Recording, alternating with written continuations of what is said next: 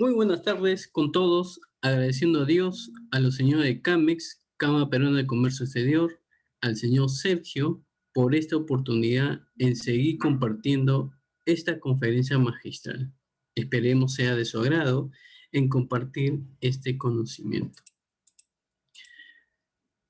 Siguiendo con el curso de planeamiento financiero en tiempo de COVID, ¿no? Como docente virtual, soy contador público colegiado, CPC, Aldo Alí Acuña Parcana, docente virtual de CAMEX, consultor, investigador en gestión pública y privada. Entonces, siguiendo con la metodología, ¿no?, de planeamiento financiero en tiempos de COVID, ¿no? Hemos finalizado el módulo 1 sobre análisis en el planeamiento financiero en tiempos de COVID. Ahora vamos a ver el módulo 2, proyección del planeamiento financiero en tiempo de COVID. El día de hoy, viernes 5 de febrero de 2021, está programado la unidad 6 sobre consecuencias contables y tributarias de los préstamos de Reactiva Perú. En el contenido de esta unidad, ¿no?, de esta unidad 6, sobre consecuencias contables y tributarias de los préstamos de Reactiva Perú, vamos a ver 9 puntos muy importantes, ¿no? Introducción. Punto 2, propósito de la información financiera. Punto 3, los pasivos financieros de la NIF 9. Punto 4, la sustancia sobre la forma. Punto 5, la aplicación de la NIC 23, costo por préstamo en Reactiva Perú. Punto 6, el efecto tributario del préstamo Reactiva Perú. Punto 7, los casos de cumplimiento del decreto legislativo número 1455.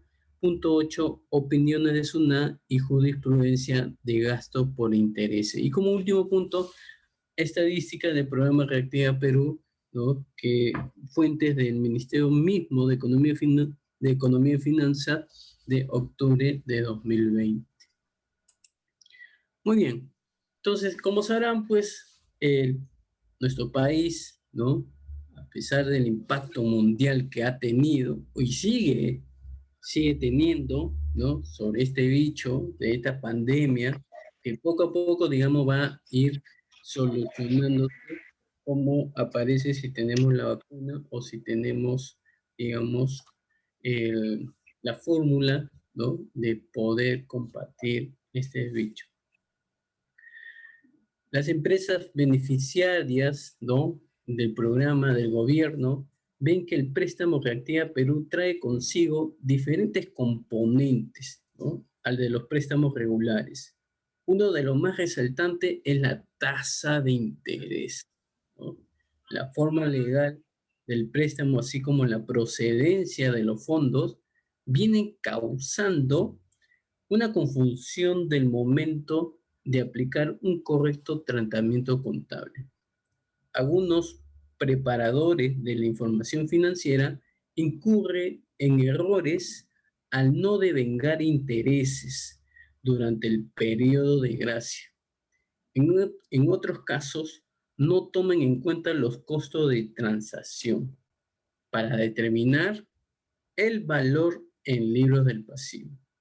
Y ello trae como resultado distorsiones en los estados financieros, que fácilmente afectan la opinión de los usuarios de la información financiera. Propósito de la información financiera, punto 2. Cuando se elabora un estándar contable, ¿no?, como contador, ¿no?, público colegiado, ¿no?, puedo decir que el Consejo de Contabilidad, adicionalmente a la problemática causante de la elaboración del nuevo estándar, recurre al marco conceptual, ¿no?, para la información financiera en su desarrollo, y de este modo lograr normas basadas en conceptos coherentes a los fundamentos. En ese sentido, su ayuda es uno de los propósitos importantes del marco conceptual de la NIF, ¿no? ¿Qué cosa es una NIF? Normas Internacionales de Información Financiera.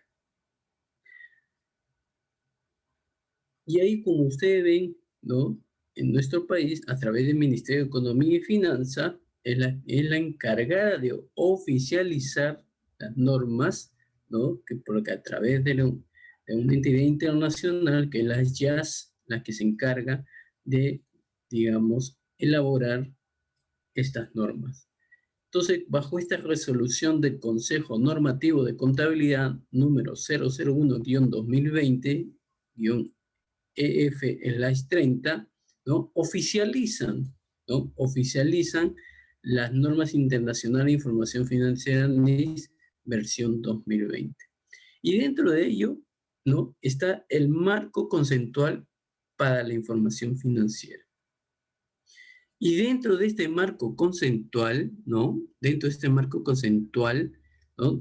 Determina que el marco conceptual para la información financiera, ¿no?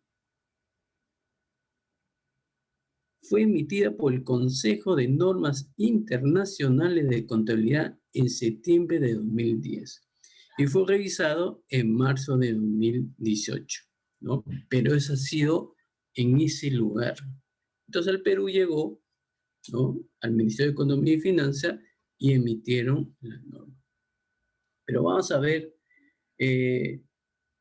lo que dice el inciso A, ¿no? Que es el punto específico para este programa de Reactiva Perú. ¿Qué dice este inciso A? ¿No? El marco conceptual para la información financiera, dentro del propósito del marco conceptual, ¿no? El inciso A, ayudar al Consejo de Normas Internacionales de Contabilidad a desarrollar normas, ¿no? La NIF, que estén basados en conceptos congruentes, ¿no? En conceptos congruentes. Luego dice, ayudar a, a preparados a desarrollar políticas contables congruentes cuando no se aplica ninguna norma a una transacción en concreto u otro evento, o cuando una norma permite elegir entre diferentes políticas contables. Y C, ayudar a todas las partes a entender e interpretar las normas. Entonces, bajo ese marco conceptual, ¿no? El Estado peruano, o sea, la gestión de este gobierno, o de ese gobierno entonces, ¿no? Entonces se basaron en lo que decía el marco conceptual. Creamos este programa, ¿no? Para reactivar la actividad económica del país. Entonces, cumplen la expectativa contable, cumplen la expectativa económica, cumplen la expectativa financiera. Lo único que tienen que hacer, darle la operatividad, ¿no? Durante la actividad económica. Los preparadores de la información financiera, a elaborar una política contable para la entidad, deben tomar en cuenta que la NIS que sea específicamente aplicable a su transacción. Y sucede a la luz de la NIF que las entidades establecen políticas contables sobre las que el JAS, ¿no? O sea, el Consejo Normativo, perdón, el Consejo de Normas Internacionales de Contabilidad, ¿no? JAS está establecido en inglés, pero en español lo que menciono. Pero esta entidad ha llegado a la conclusión que dan lugar a los estados financieros que contienen la información relevante y fiable sobre las transacciones. Y a la vez va a determinar algunos eventos y condiciones a los que son aplicables. Estas políticas no necesitan ser aplicadas cuando el efecto de su utilización no sea significativo. Por ejemplo, cuando una empresa adquiere un bien tangible que según la NEC 16, propiedades, planta y equipo, califica para su reconocimiento como activo fijo en todos los extremos y su costo no es significativo.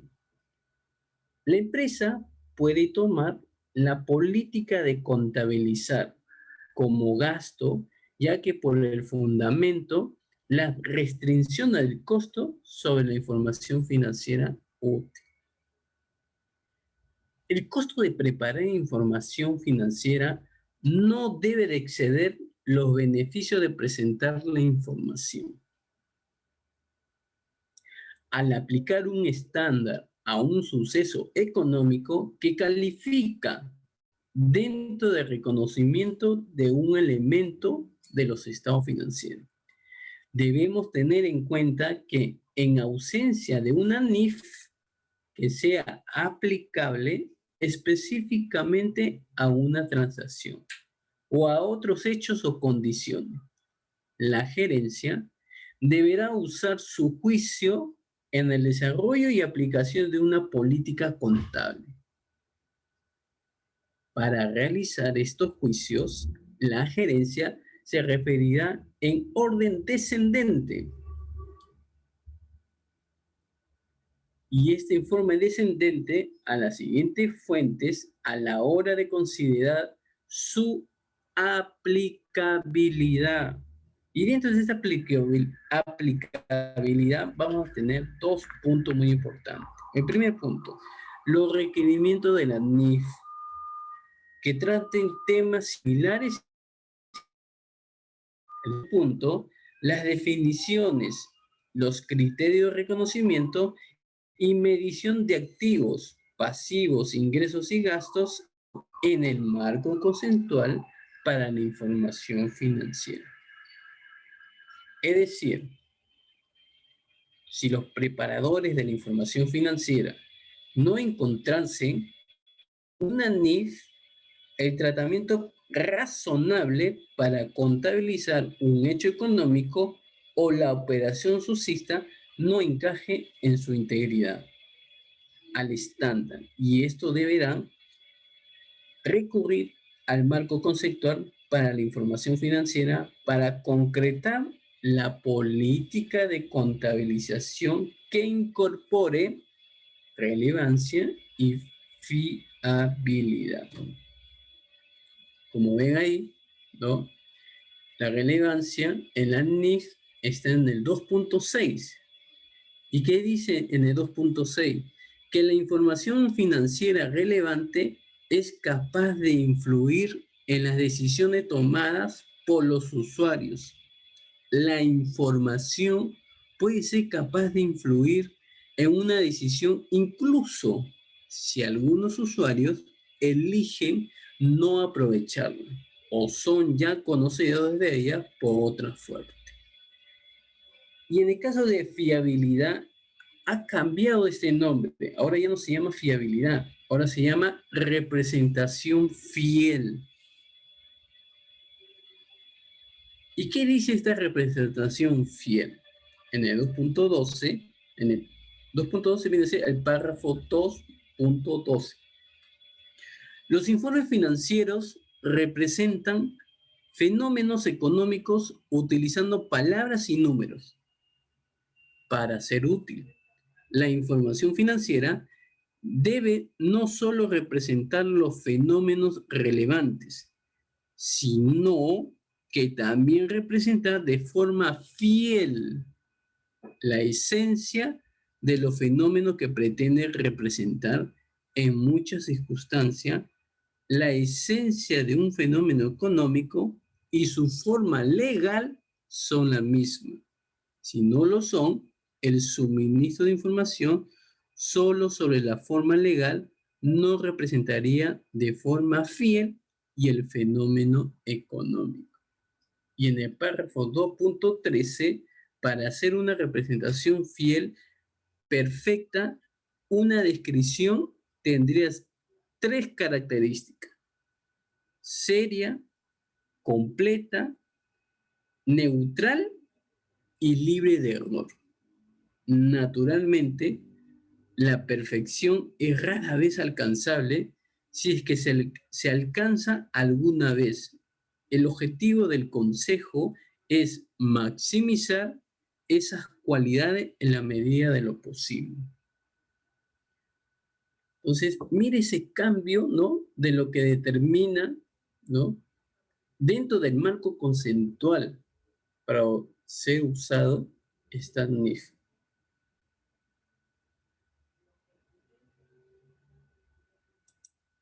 Punto 3. Los pasivos financieros de la NIF 9.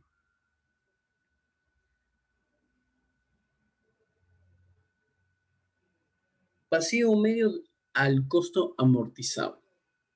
Una entidad clasificará todos los pasivos financieros como medidos posteriormente al costo amortizado. Metodología del costo amortizado.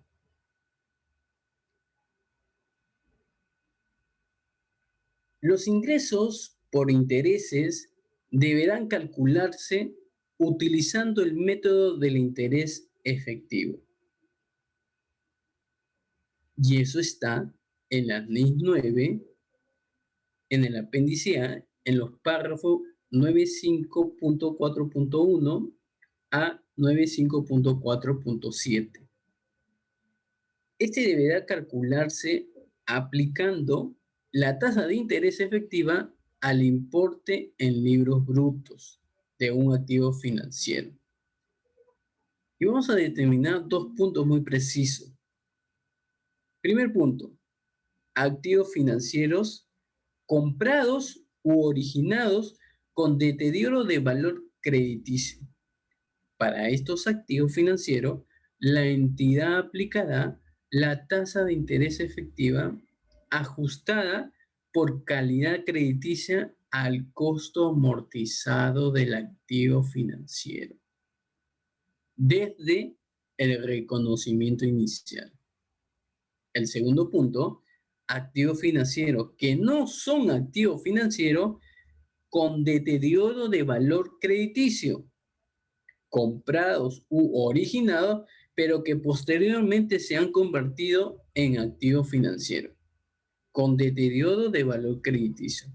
Para estos activos financieros, la entidad aplicará la tasa de interés efectiva al costo amortizado del activo financiero en los periodos de presentación posteriores.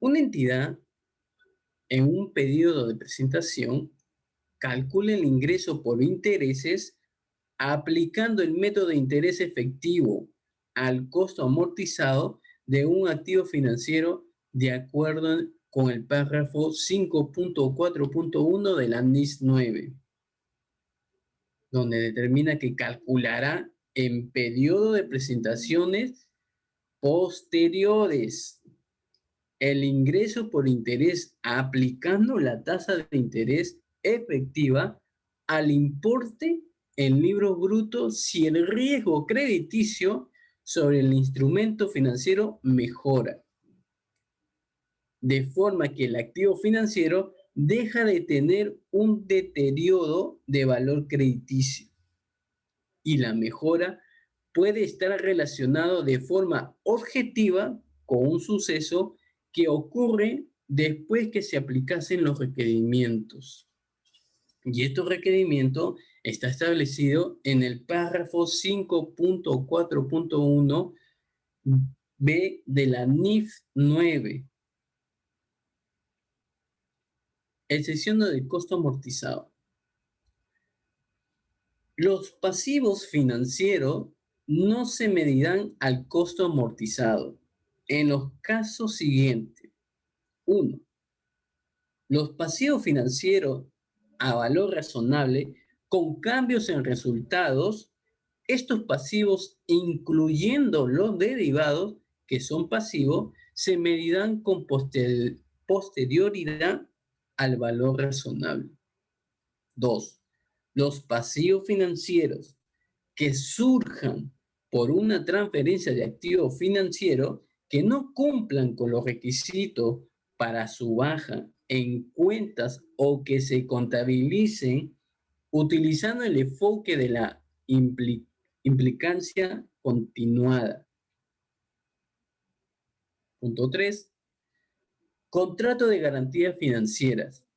Después del reconocimiento inicial, un emisor de dichos contratos los medirá posteriormente a menos que sea de aplicación el párrafo 4.2.1 A o B de la NIS 9, por el mayor de, menciona dos puntos. Primer punto, el importe de la corrección de valor por pérdidas determinadas de acuerdo a la sección 5.5 de la NIS 9. Y el importe reconocido inicialmente menos, en su caso, el importe acumulado de ingreso reconocido de acuerdo con los principios de la NIS 15. 4. Compromiso de concesión de un préstamo a una tasa de interés inferior a la de mercado. Un emisor de un compromiso lo medirá posteriormente a menor o a menos que sea aplicable según el párrafo 4.2.1 A de la NIS 9 por el mayor de, con estas dos condiciones. Primera condición, el importe de la corrección de valor por pérdidas determinada de acuerdo con la sección 5.5 de la NIS 9. Y la segunda condición, si el importe reconocido inicialmente menos, en su caso, el importe acumulado de ingresos reconocido de acuerdo con los principios de la NIS 9. Perdón, NIS 15. NIS 15. Y el último punto, la contraprestación contingente, reconocida por un adquiriente en una combinación de negocios a la cual se aplica la NIS 3. Esta contraprestación contingente se medirá posteriormente a valor razonable con cambios reconocidos en resultados. Pasivos designados a valor razonable. Una entidad, ¿no?, puede en el momento del reconocimiento inicial designar de forma irrevocable un pasivo financiero como medido a valor razonable, con cambios en resultado cuando lo permite el párrafo 4.3.5 de la NIS 9, o cuando hacerlo así dé lugar a información más relevante. ¿Por qué, profesor? Te explico. Punto 1. Se elimine o reduzca significativamente alguna incongruencia en la medición o en el reconocimiento que de otra forma sugería al utilizar diferentes criterios para medir activos o pasivos, o para reconocer las ganancias y pérdidas de los mismos sobre bases diferentes. Punto 2.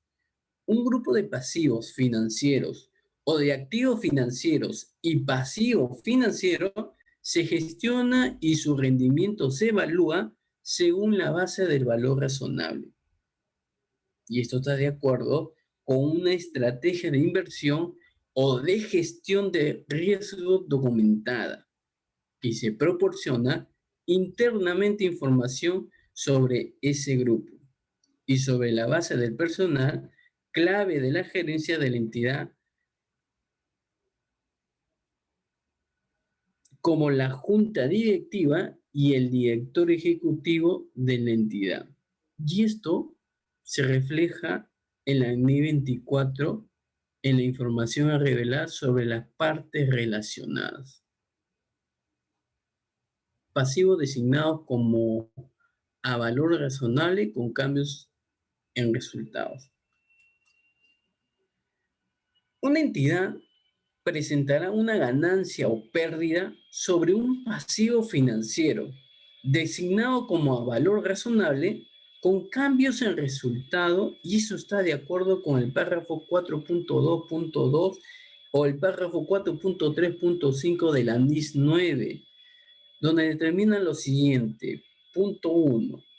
El importe del cambio en el valor razonable del pasivo financiero que sea atribuible a cambios en el riesgo crediticio de ese pasivo deberá presentarse en otro resultado integral. Segundo punto, el importe restante del cambio en el valor razonable del pasivo se presentará en el resultado del periodo, a menos que el tratamiento de los efectos de los cambios en el riesgo crediticio del pasivo descrito, donde pueden determinar dos decisiones. Primera, crearán o aumentarán una asimetría contable en el resultado del periodo. Y eso está establecido, ¿no? En el párrafo 5.7.8 de la NIS 9. Y los párrafos B5.7.5 a B5.7.7 y B5.7.10 a B5.7.12 de la NIS 9 proporcionan guías para determinar si se pudiera crear o aumentar una simetría contable. Si los requerimientos del párrafo 5.7.7 de la NIS 9 pudieran crear o aumentar una simetría contable en el resultado de periodo, una entidad presentará todas las ganancias o pérdidas de ese pasivo en el resultado del periodo. A pesar de los requerimientos de los párrafos 5.7.7 y 5.7.8 de la NIS 9, una entidad presentará en el resultado del periodo todas las ganancias o pérdidas sobre los compromisos del préstamo y los contratos de garantía financiera que estén designados como valor razonable en cambios en resultado. Sustancias sobre la forma. Que es muy importante cuando existen las normas contables y lo puedas analizar y determinar. Las sustancias sobre la forma, ¿no? Los preparadores de la información financiera deben comprender que para concluir un juicio, al representar un hecho económico sucedido, es básico discernir la sustancia de la operación de su forma legal.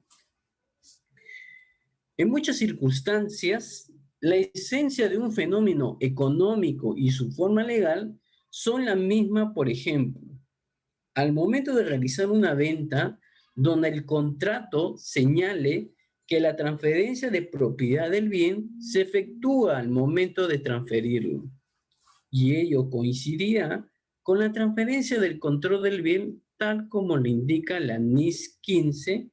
En otras, no coincide la sustancia y la forma legal. Por ejemplo, cuando una empresa adquiere un activo fijo y su posesión otorga control al margen que el dominio legal ocurra posterior a ello mediante la realización de un contrato escrito. Y eso está establecido en el marco conceptual de la información financiera de la NIS en el párrafo 2.12 que lo acaba de leer sobre la representación fiel.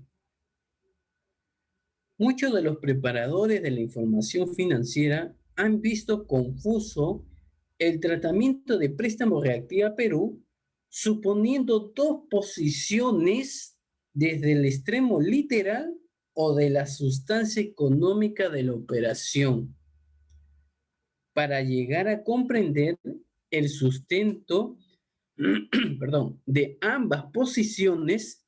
Revisaremos inicialmente el estándar de las subvenciones y ayudas gubernamentales. El estándar 20 trata sobre la contabilización de información a revelar acerca de las subvenciones del gobierno, así como la información a revelar sobre otra forma de ayuda gubernamental. Y eso está establecido en su párrafo 10A. ¿Y qué dice en el párrafo 10A? El beneficio de un préstamo, ¿no? El beneficio de un préstamo del gobierno a una tasa de interés inferior a la de mercado se trata como una subvención del gobierno. El préstamo se reconocerá y medirá de acuerdo con la NIS 9, instrumento financiero. El beneficio de la tasa de interés inferior a la del mercado se medirá como la diferencia entre el importe en libros inicial del préstamo determinado conforme a la NIS 9 y el importe recibido. El beneficio se contabiliza de acuerdo con esta norma al identificar los costos que pretende compensar los beneficios del préstamo. La entidad debe tener en cuenta las condiciones y obligaciones que hayan sido cumplidas o deban cumplirse. Suponiendo el primer criterio de contabilización que deduce literalmente el préstamo Reactiva Perú. No es un préstamo efectuado por el gobierno, sino por la entidad financiera. En este sentido, no correspondería aplicar el párrafo 10A, ya que en este se señala el beneficio de un préstamo del gobierno. Además, en las definiciones de la NIC 20, indica que las subvenciones son ayuda gubernamental en forma de transferencia de recursos a una entidad. Situación que no ocurre, ya que la transferencia de recursos se da por la entidad financiera. Y por último, no son ayudas gubernamentales. Los beneficios que se produce indirectamente sobre las entidades. Digamos que existe una relación indirecta gobierno-empresa. En el ámbito procedimental del financiamiento, por estas razones, los muchos preparadores consideran que al préstamo Reactiva Perú no se le aplica el estándar 20. Cuando yo hablo de estándar, viene a ser la NIC 20, las normas internacionales de contabilidad. La siguiente posición supone un enfoque esencial que incorpora la información financiera, que es sustancia, sobre la forma de concepto que ya se describió. Esta posición parte de que para comprender e interpretar una NIF debemos recurrir al marco conceptual en sus principios básicos, donde entendemos que si utilizamos como información el enfoque de la forma legal para contabilizar el préstamo Reactiva Perú, no representaría de forma fiel el fenómeno económico acaecido en lo expuesto, utilizando como información la sustancia económica para contabilizar. Produciría una concreta representación fiel. Si bien el gobierno no es el que suministra directamente los recursos, ni es el prestamista para efectos legales. Ello no impide la aplicación de la NIC 20, ya que su utilización representaría correctamente el fondo económico de la operación. En ese sentido, el ingreso diferido por la subvención del gobierno se calculará como la diferencia entre el importe en libros inicial del préstamo determinado conforme a la NIS 9. Y aquí lo dice, Normas Internacionales de Información Financiera 9, instrumento financiero. Y el importe recibido, es decir, en primera instancia, se efectúa el cálculo del valor razonable del pasivo financiero, utilizando la tasa de interés de mercado enseguida al importe de préstamo recibido y se reduce el valor del pasivo resultando el valor razonable del subsidio. Por último, el valor del subsidio se distribuirá contablemente a lo largo del tiempo del contrato.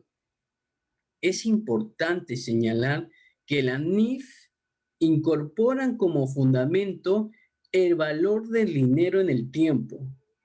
En aplicación de ello, por más que exista periodo de gracia en los préstamos, debe devengarse los intereses.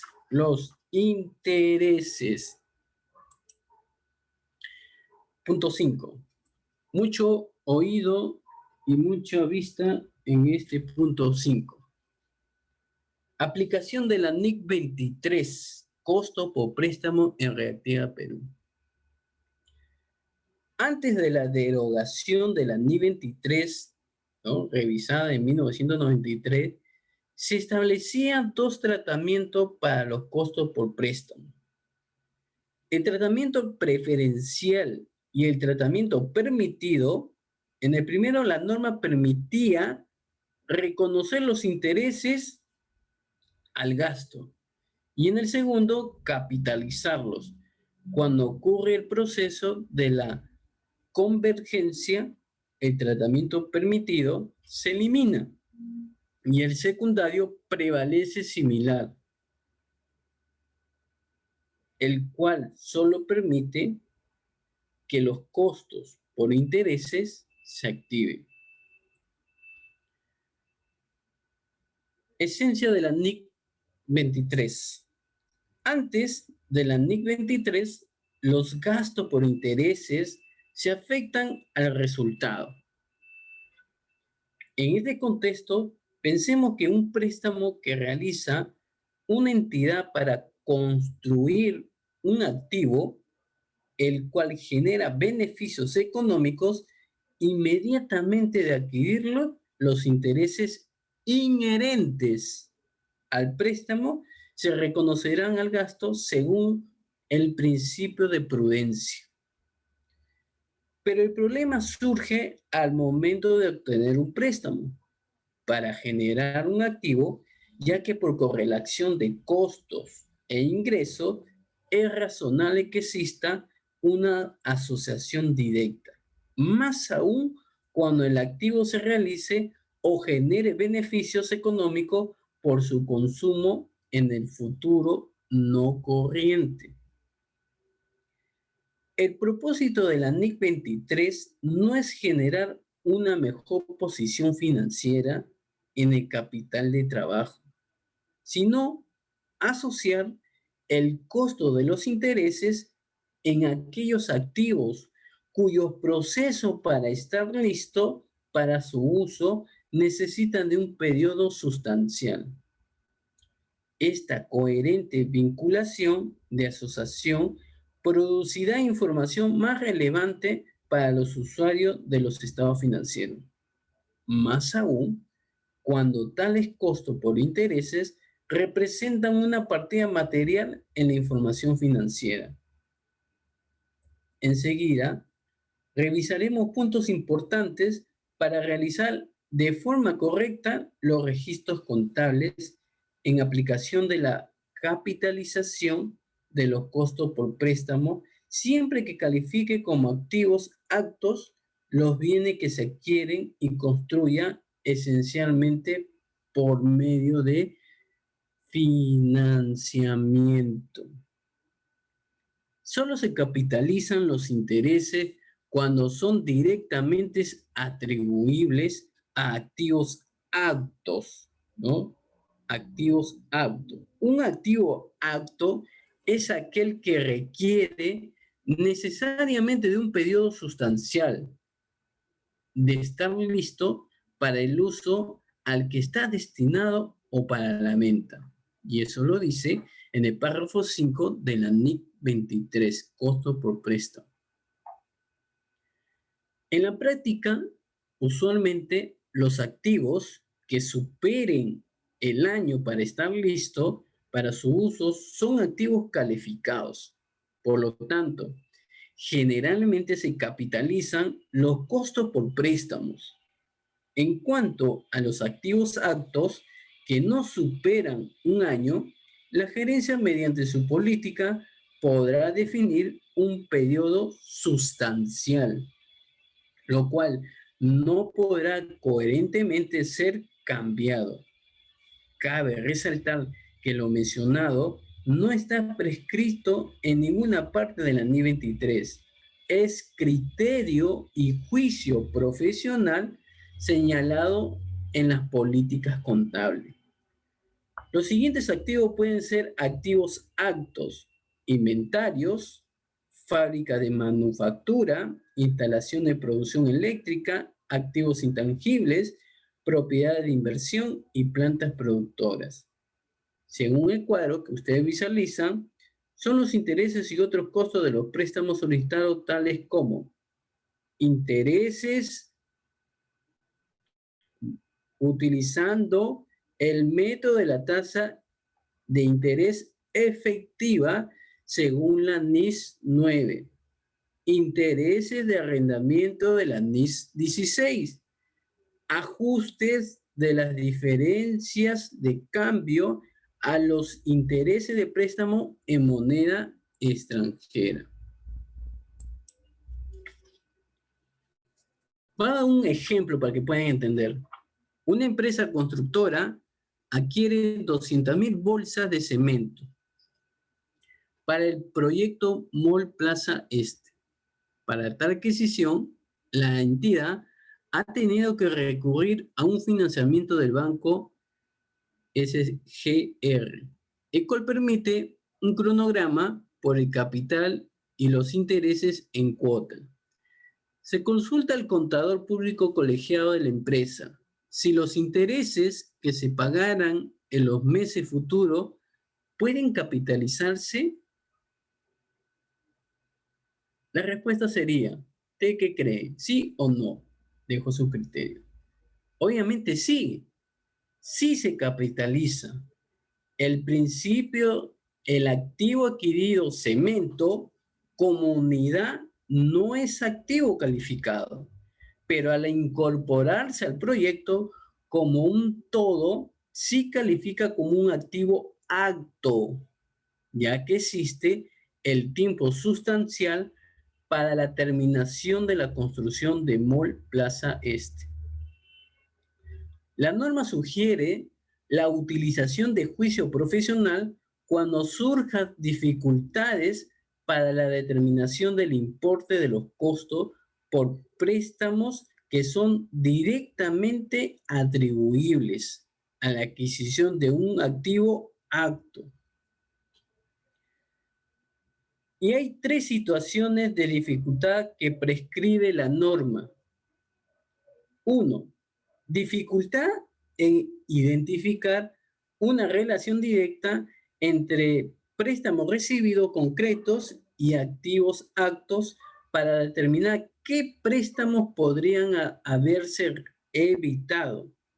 Segundo, dificultad cuando un grupo de entidades utiliza una gama variada de instrumentos de deuda para obtener financiación a diferentes tasas de interés y presta luego esos fondos con diferentes criterios a otras entidades del grupo.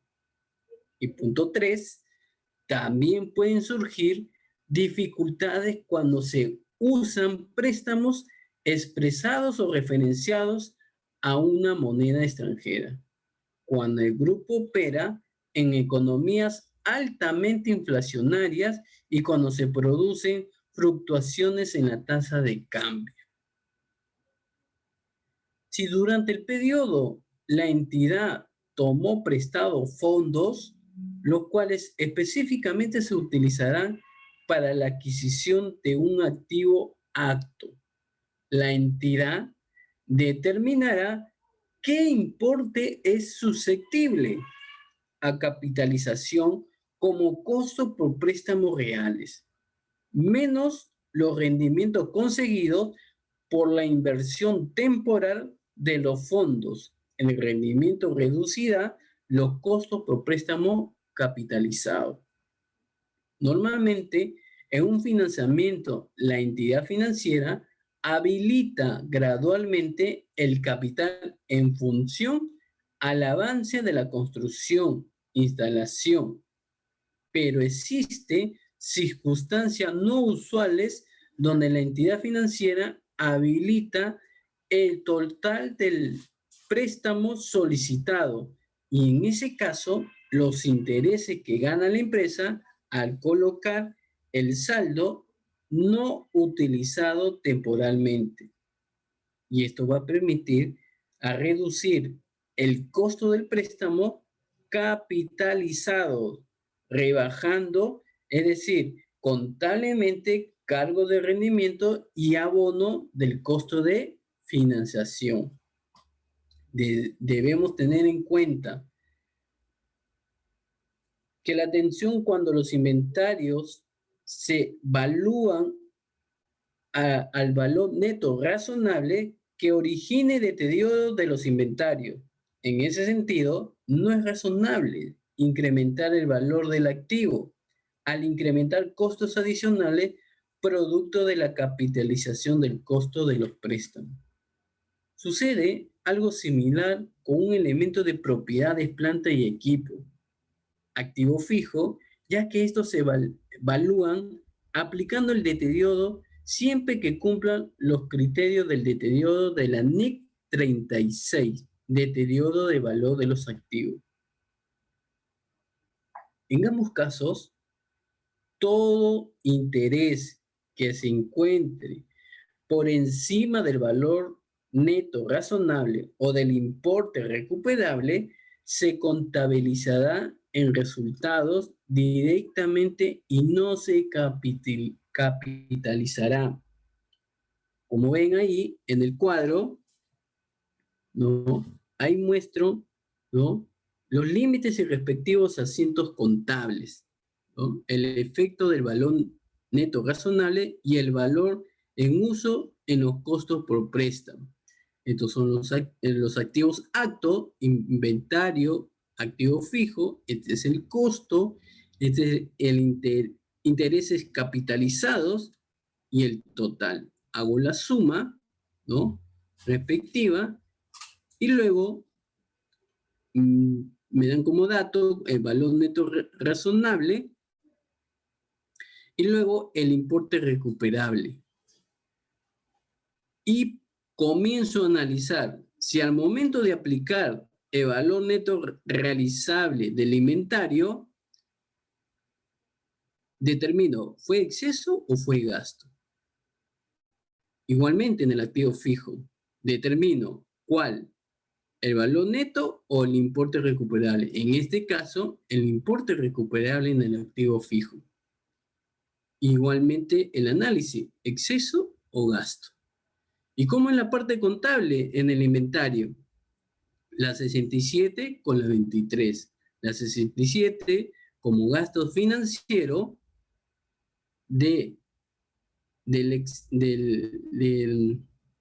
por el exceso, ¿no?, del límite de valor neto razonable, y la 23 de producto en proceso, ¿no?, porque va a ir como un costo de financiación,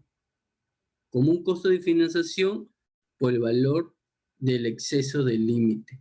En cambio, en el asiento contable activo fijo, ¿no?, la 67 con la 33, la 67 como gasto financiero, ¿no?, también por el exceso del límite del importe recuperable, ¿no?,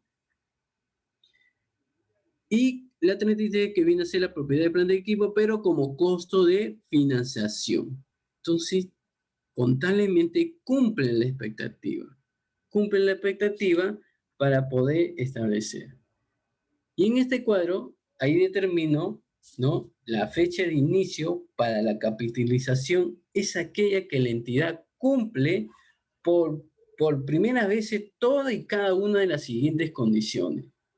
Incurre en desembolsos en relación con el activo, incurre en costo por préstamos y lleva a cabo las actividades necesarias para preparar el activo para el uso al que está destinado o para su venta, ¿no? Para su venta. Fecha de inicio y fecha de término. Esta es la etapa de la construcción del activo acto, ¿no? El activo acto. La premisa, ¿no? La premisa determina, ¿no? La premisa A, ¿no? Significa que cuando la entidad incurre en costos menores, por ejemplo, al asumir el 20% del financiamiento y el 80% el banco. La premisa B significa el devengado de interés por financiamiento, ¿no? En tanto, el literal C, que acabo de mencionar, ¿no? Se entiende que no es necesario llevar a cabo el concepto de construcción física, también se considera actividades sin apariencia física, por ejemplo, el desembolso por plano o preparación de área. Si una entidad suspenderá la capitalización de los costos por préstamo durante los periodos en los que se haya suspendido el desarrollo de actividades de un activo acto. Mientras el activo esté en construcción, los intereses se capitalizan. Miren, esta es la etapa, esta es la suspensión y los intereses sigue avanzando, ¿no? Sigue avanzando. Luego, si hay una en suspensión definitiva, también avanzan los intereses. Y si le dan luz verde en construcción, también avanzan los intereses y luego el periodo posterior también. Entonces, las suspensiones temporales pueden ser administrativas o técnicas. Por ejemplo, en una construcción, el ingeniero observa que el suelo donde se edificará un edificio no cuenta con las condiciones necesarias. Entonces solicita un análisis adicional de suelo y el resultado se entrega en 12 días. En este caso es suspensión temporal. Los intereses continuarán capitalizándose y esto pues normalmente las suspensiones temporales no sobrepasan el mes. Un ejemplo de suspensión administrativa puede ser cuando el municipio paraliza la obra por infracción. Ello normalmente se subsana cancelando la infracción y las obras se reanudan en corto tiempo. En una suspensión indefinida o permanente se caracteriza por la incertidumbre de la entidad del reinicio de las actividades propias para poner en condiciones para el uso o venta del activo. Por ejemplo, una inmobiliaria recibe una demanda judicial, la cual por medio cautelar embarga el activo en construcción y esto impide el desarrollo de la terminación del activo. Los intereses que corresponden desde el embargo hasta que se reanuden las actividades de construcción son gastos, ¿no? Entonces miren cómo uno puede, ¿no? Con este gráfico, ¿no? Puedes analizar en sí. Una entidad cesará la capitalización de los costos por préstamo cuando se haya comprobado todas o prácticamente, ¿no? En esta parte de acá, prácticamente todas las actividades necesarias para preparar el activo apto, para el uso al que le va a destinar o para su venta. Normalmente un activo estará preparado para el uso al que está destinado o para su venta, cuando se haya completado la construcción física del mismo, incluso aunque todavía deban llevarse a cabo trabajos administrativos. Si lo que único que falta es llevar a cabo modificaciones menores, tales como la decoración del edificio, siguiendo las especificaciones del comprador o usuario. Y esto es indicativo de que todas las actividades de construcción están sustancialmente acabadas. Hemos revisado los aspectos básicos de los criterios de la NI 23, que servirá para aplicar en la contabilización de los intereses del préstamo Reactiva Perú, siempre que mediante el financiamiento se obtenga un activo apto. Según las restricciones del decreto legislativo número 1455, el financiamiento no se puede utilizar para adquirir activo fijo. Su uso es exclusivo para capital de trabajo, además de cancelar obligaciones a proveedores y remuneraciones. Los prestatarios aplicarán la NI 23 por adquisiciones de inventarios y otros activos de orden corriente, siempre que tales adquisiciones califiquen como activos aptos. Por eso le decía mucho ojo y oído. Muy bien, el punto 6, ¿no? Que habla efecto tributario de préstamo Reactiva Perú. Aquí también mucho ojo y oído. Así rapidito voy a decir. En una operación de préstamo no solo basta el tratamiento contable para representar razonablemente un hecho económico. También es importante el tratamiento tributario que debemos adherir en todo el proceso de la empresa. En el caso de préstamo Reactiva Perú, habría que identificar la oportunidad para deducir el gasto por intereses y para ello tenemos que revisar el artículo 57 del texto único ordenado de la ley del impuesto a la renta, el cual prescribe que los gastos de la tercera categoría se imputan en el ejercicio gravable en que se produzcan los hechos sustanciales para su generación, siempre que la obligación de pagarlos no esté sujeta a una condición suspensiva, independientemente de la oportunidad en que se pague y aun cuando no se hubieran fijado los términos precisos para su pago. No obstante, cuando la contraprestación o parte de esta se fije en función de un hecho o evento que se producirá en el futuro, los gastos de tercera categoría se devengan cuando dicho hecho o evento ocurra. Para fines de las reglas particulares de los gastos, se aplicará el mismo criterio el que de los ingresos según estos 3 puntos. En el caso que la empresa adquiera un bien y lo reduzca como gasto en el ejercicio. Vamos a ver este casito. Tratándose de la enajenación de bienes, se considera que se han producido los hechos sustanciales para la generación de ingresos cuando se produzca lo señalado. 1. El adquiriente tenga el control sobre el bien, es decir, tenga el derecho a decidir sobre el uso del bien y a obtener sustancialmente los beneficios del mismo. Punto 2. El enajenante ha transferido al adquiriente el riesgo de la pérdida de los bienes.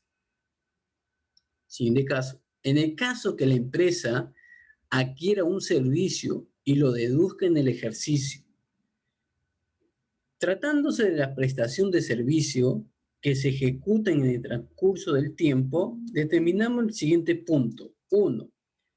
Los ingresos se devengan de acuerdo con el grado de su realización.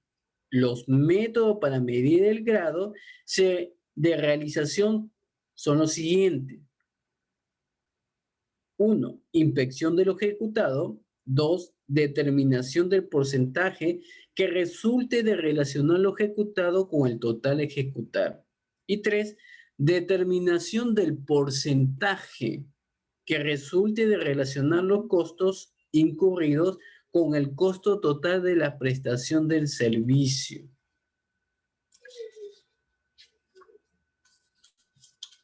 Muy bien, y de ahí, y el siguiente va a ser la consecuencias tributarias por el cumplimiento de las condiciones del préstamo Reactiva Perú. Muchas empresas, al recibir el préstamo con garantía del gobierno, es posible que no tomen en cuenta ciertos aspectos de cumplimiento de la regla del programa Reactiva Perú, que no solo ocasionarían la pérdida de la garantía del programa Reactiva Perú, sino podrían generar graves consecuencias fiscales. ¿Cómo así, profesor? Así también, cuando no se efectúa el honramiento de las cuotas del préstamo dentro de los plazos del cronograma. En el trámite del préstamo Reactiva Perú, los bancos requieren información financiera no bastando con las declaraciones juradas, reporte de riesgos crediticios y los reportes tributarios.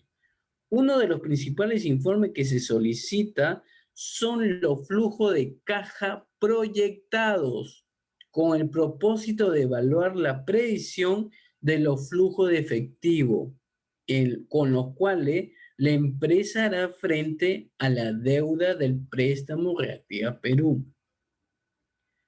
Tales predicciones son ciertamente concretas cuando la economía fluye de manera sostenida en la actual pandemia que atravesamos. La recesión y los niveles de desempleo han ocasionado un revés de la economía lograda en años anteriores. En consecuencia, el flujo de efectivo que brinda la empresa para la evaluación guarda un nivel muy bajo de relevancia para el banco. El compromiso de flujos de efectivo puede tomarse incierto y la empresa incurrir en atrasos de las cuotas del contrato, o en otros casos, algunas de ellas no resistan la recesión y quiebren. En el mejor de los escenarios, solo ocasionen intereses moratorios y otros por penalidades. Por ello, ante tal incertidumbre, debemos analizar la incidencia tributaria de cierto gasto que posiblemente se generen a lo largo del plazo del préstamo Reactiva Perú y que tenemos que tomar muy en cuenta en nuestro planteamiento post-bicho. Los aspectos contractuales en un contrato es ley entre las partes, es decir, acuerdo de voluntades. Los contratos generalmente son escritos donde las partes firman para dar fe de sus acuerdos, pero existen también en muchos casos contratos verbales, como por ejemplo, cuando se adquiere un producto de una bodega. En este caso, el contrato es verbal y según el ordenamiento contractual del Código Civil, en su artículo número 1361, prescribe lo siguiente: obligatoriedad de los contratos. Los contratos son obligatorios en cuanto se haya expresado en ellos. Se presume que la declaración expresada en el contrato responde a la voluntad común de las partes y quien niegue esa coincidencia debe probarla. También en el artículo 1362 del Código Civil establece buena fe. Los contratos deben negociarse, celebrarse y ejecutarse según las reglas de la buena fe y común intención de las partes. Y por último, en el artículo 1363 da referencia a efecto del contrato. Los contratos solo producen efectos entre las partes que los otorgas y sus herederos, salvo en cuanto a esto, si se trata de derechos y obligaciones no transmisibles. Por lo general, en los préstamos con las instituciones financieras, los contratos son escritos, además, incorporan una relación de cláusulas adherido al contrato entre otro documento y vienen acompañados de un pagaré en blanco, el cual es aceptado por el prestatario. Los préstamos de Activa Perú no dejan de mantener los requisitos y características generales de un contrato regular de préstamo con una entidad financiera. Entre las cláusulas más relevantes que pueden dar origen a gastos en el prestatario por penalidades tenemos de cumplimiento de gestión económica, cláusula de intereses moratorios y otros cargos y cláusulas de aceleración. Esta última es el derecho que le permite a una de las partes intervenientes en el contrato de préstamo dar por concluido los plazos que favorecen y solicitar el íntegro de la deuda. Las cláusulas de cumplimiento de gestión económica son bastante usuales en los acuerdos contractuales. Básicamente su naturaleza es garantizar a la entidad financiera el retorno de crédito por medio de una gestión financiera de la empresa controlada. En la aplicación de esta cláusula, el prestatario deberá obligarse a informar al prestamista cualquier variación en la gestión económica de la empresa que ponga en riesgo los probables flujos de efectivo que honrará la deuda. Cláusula de cumplimiento de hacer, por ejemplo, mantener la continuidad de su equipo gerencial, mantener niveles de contratos con los clientes y el cumplimiento de las obligaciones. Cláusula de cumplimiento de no hacer, son cláusulas de provisiones, por ejemplo, no acceder a líneas de crédito adicionales que originen un exceso de apalancamiento y no reducir el capital ni vender los activos no corrientes, no contratar con proveedores con riesgo en el sistema financiero y no otorgar créditos a clientes con problemas de lavado de activos. Y la última cláusula de cumplimiento financiero, mantener umbrales establecidos los indicadores financieros como ratios de liquidez, ratio de gestión, ratio de endeudamiento y ratio de rentabilidad. En cuanto a las cláusulas de intereses moratorios y otros cargos, los intereses moratorios generalmente tienen naturaleza indemnizatoria para resarcir algún daño ocasionado al prestamista por el pago de la cuota fuera de plazo. Según contrato, esta cláusula no ocasiona la pérdida de crédito, a menos que se vincule con la cláusula de aceleración. En algunas oportunidades, los prestamistas trasladan algunos costos a los prestatarios, por ejemplo, costos administrativos, como notariales, incurridos en la comunicación de incumplimiento de pago o también costos internos del personal interviniente en la gestión de cobranza morosa. Estos cargos desempagados por los prestatarios y corren la suerte de gasto en la contabilidad de la empresa prestataria. El horizonte temporal de vigencia del préstamo puede suceder circunstancia en que el prestatario de Reactiva Perú no pueda cumplir con honrar la costa del préstamo y por ende cause un perjuicio al prestamista en ese sentido. Y el prestamista está en todo su derecho a interponer el proceso judicial relacionado con la responsabilidad contractual. En el infinito de los casos pueden existir situaciones que impidan el cumplimiento con las obligaciones al prestatario que no se deban a una conducta previamente determinada, sino que el incumpliendo el pago se haya producido por los hechos imprevistos. Imprevisto. Impuesto a la renta, así de rapidito, voy a determinar el caso de cumplimiento del decreto, ¿no? Por ejemplo, hay un caso así rapidito, la empresa Sierra SAC con fecha 15 de julio de 2020 decide solicitar el préstamo Reactiva Perú. El contador verifica que existe una venta de 1 millón de soles del mes de diciembre de 2019 que no fue declarada.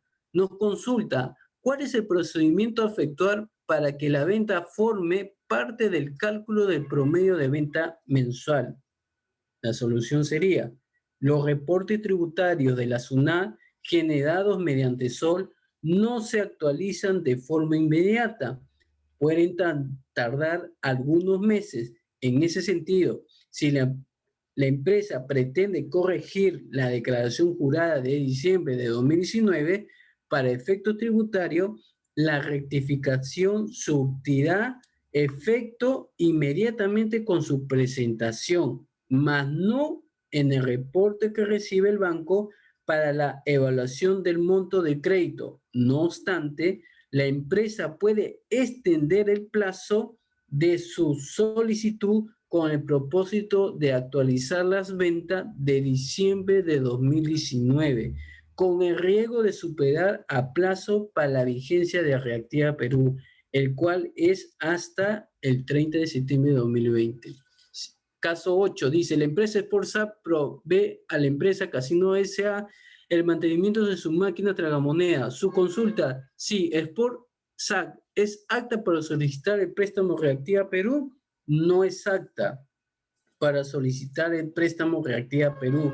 ¿Por qué, profesor? Porque según el enunciado del anexo 1 del artículo 2 de la resolución ministerial número 165-2020-EF-5, la empresa deudora no participará en proceso de producción o comercio de cualquier producto o actividad que se considere legal bajo las leyes o la normativa del país o bajo convenios y acuerdos internacionales ratificados, incluyendo las convenciones, legislaciones relativas a la protección de los recursos de biodiversidad o patrimonio cultural. Y como último caso, dice: la empresa Coloresa recibe la resolución de ejecución coactiva, el famoso REC, al 1 de febrero de 2020 por el IGB del periodo de enero de 2020. El importe es el 5.700 soles. Se consulta si la red es impedimento de acceder al préstamo Reactiva Perú. La solución sería: la empresa Colores SAC podrá válidamente cumplir el requisito de elegibilidad para acceder al préstamo Reactiva Perú, por cuanto la resolución de ejecución coactiva corresponde a un periodo posterior al 2019.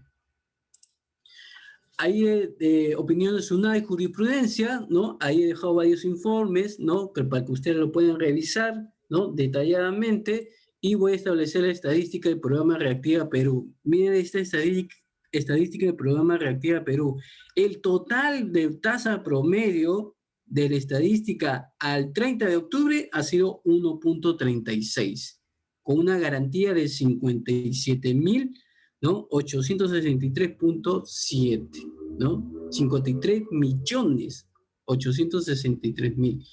Y la distribución de la empresa que accedieron al programa Reactiva Perú ha sido el comercio, o sea, la actividad de comercio, ¿no? De las pymes y MIPES, ¿no? Luego el transporte, la industria, y el menor ha sido la intermediación financiera. Qué coincidencia, ¿no? Y la distribución, ¿no? De las empresas que se dieron a Reactiva Perú, como ven ahí, la microempresa, ¿no? La que se han llevado es la gran empresa, el 49%. Y la menor, la mediana empresa, ¿no? Viene la gran empresa, pequeña, mediana, la micro, y de ahí viene la mediana. Y accedieron al programa, ¿cuántos empleos determinaron? Obviamente la gran empresa determinó más de 1,5 millones, ¿no? Un aproximado de 1,5 millones, ¿no? Y la menor fue de mediana empresa de 80.000, ¿no? 80.000. Este es el porcentaje, ¿no? De Reactiva Perú, tanto que establece a nivel nacional. Dejo esta frase: una marca es para una empresa lo que la reputación es para una persona. Gana reputación al tratar de hacer bien las cosas difíciles. Jeff Bezos. Muchas gracias. Gracias, Cames. Gracias, Sergio. Y gracias a cada uno de ustedes. Muy buenas tardes.